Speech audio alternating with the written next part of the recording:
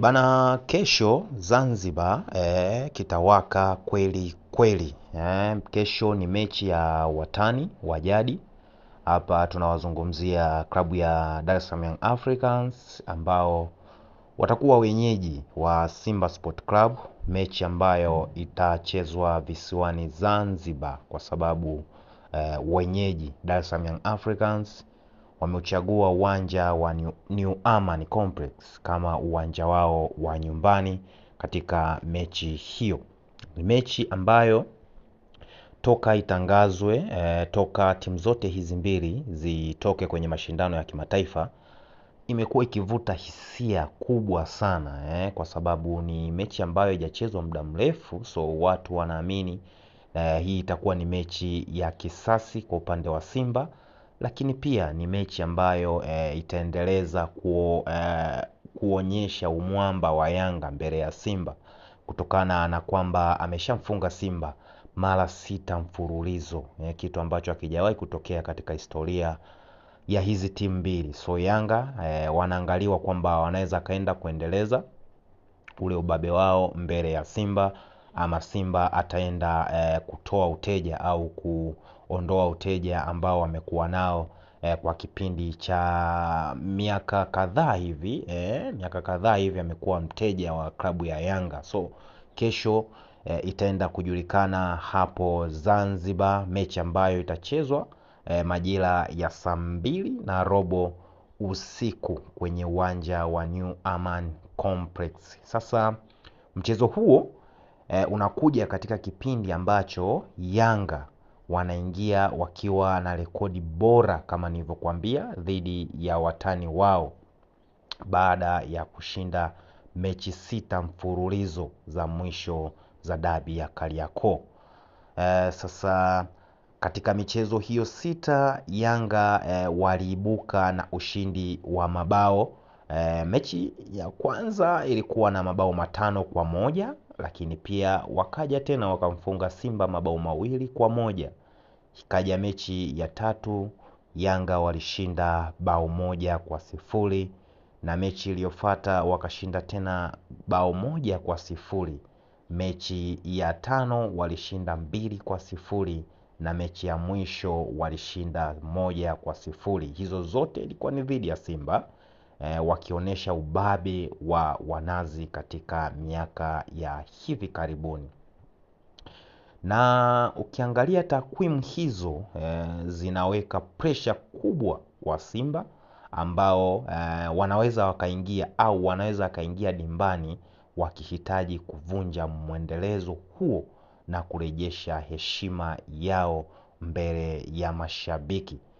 Waamuzi watajwa. Kamati ya waamuzi ya shirikisho la mpira wa miguu Tanzania TFF imemtaja Nasoro Mwinchui kuwa mwamuzi wa kati katika pambano hilo, akisaidiwa na Kasim Mpanga na Hamdan Saidi, huku Ramadhani Kayoko akiwa mwamuzi wa akiba.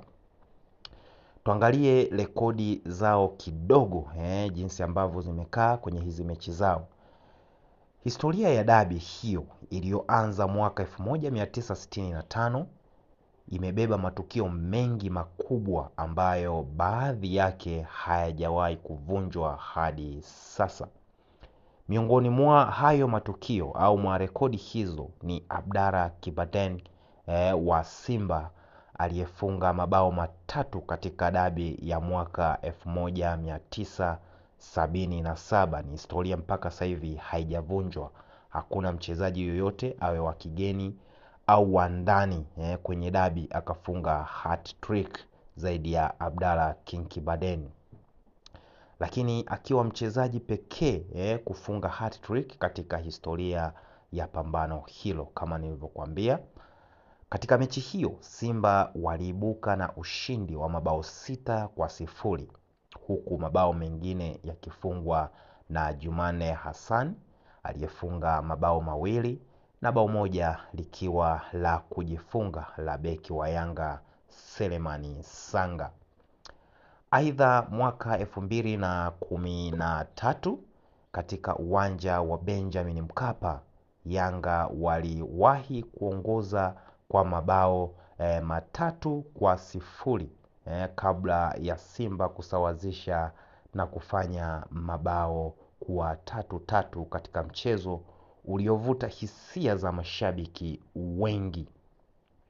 Pia mwaka 1996 kwenye uwanja wa Sheikh Ahmed Abeid, timu hizo zilitoka sare ya mabao 4-4 katika moja ya mechi zenye mabao mengi zaidi katika historia ya dabi hiyo. Dakika 90 za maamuzi. Licha ya rekodi na takwimu, dabi ya Kariakoo imekuwa ikijulikana kwa matokeo yasiyotabirika.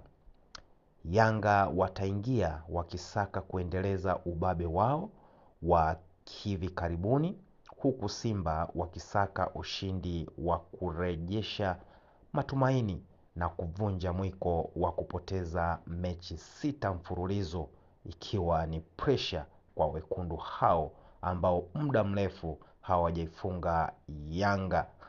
Lakini mashabiki kwa sasa wanasubiri kuona nani atatabasamu baada ya dakika 90 ndani ya New Amaan Complex.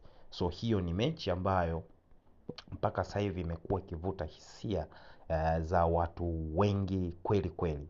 Hususan pia imekuja kuibuka hoja za waamuzi ambao wanaenda kuchezesha hiyo mechi hapo kesho, hususan mwamuzi wa kati Mwinchui. Wengi wanamtemu kama shabiki wa Yanga kwamba akichezesha mechi za Yanga amekuwa akipendelea. Sasa hizo ni narrative tu ambazo kila mmoja lazima awe nazo.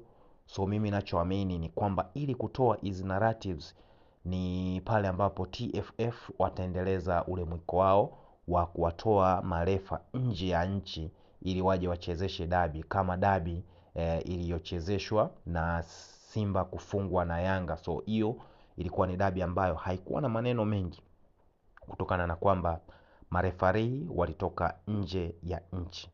Lakini kama ni marefari wa humu ndani ya nchi, haitakuja kutokea mashabiki wakakubaliana na refa yoyote yule anayechezesha ligi yetu.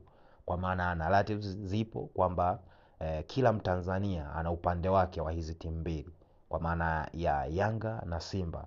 Kwa hata marefari na wenyewe ni wa Tanzania. So inaonekana pia, au narratives zinasema wao pia wanaweza wakawa na pande zao za hizi timu. Na tumeona ni vitu vingi vinatokeaga hizi timu zikiwa zinacheza. So ni kitu ambacho kitakuwa ni kigumu. Lakini TFF wameendelea kushikilia msimamo wao kwamba huyo ni kocha ambaye amechaguliwa kuchezesha hii mechi, na ni kocha ambaye ataenda kuchezesha hii mechi. Hakuna mabadiliko yoyote katika hilo. Sasa tukiangalia wachezaji hatari sana kwa timu zote mbili.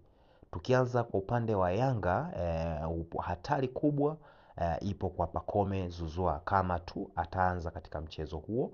Lakini pia yupo Alan Okello ambaye mpaka sasa hajaonekana kuonyesha makali kama ambayo alikuwa nayo Vipers, lakini inaweza ikawa ndo mechi yake ya kwanza akaonyesha makali.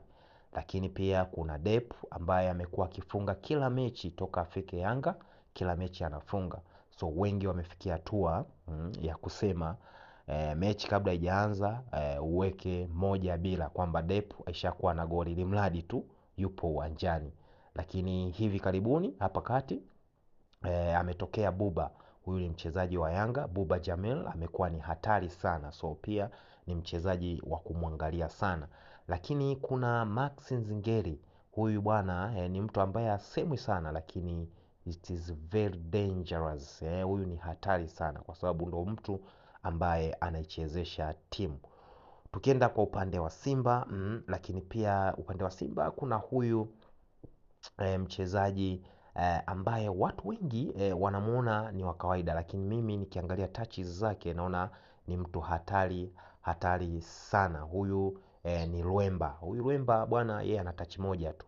Lakini pia kuna huyu mchezaji Aniset. Aniset pia ni hatari lakini pia kuna Chama. Chama ni kama Simba, ni sehemu yake ya kurukaruka, na ni mtu ambaye Simba ameijua vizuri kuliko timu yoyote, na ndio maana ameenda tu, impact yake imeanza kuonekana.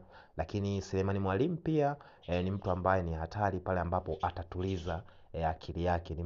Ni striker mzuri sana, ana nguvu, lakini pia anajua jinsi gani ya kuficha mpira. So hao ndo wachezaji ambao kwenye dabi ya kesho huenda wakaangaliwa kwa jicho kubwa au jicho la tatu.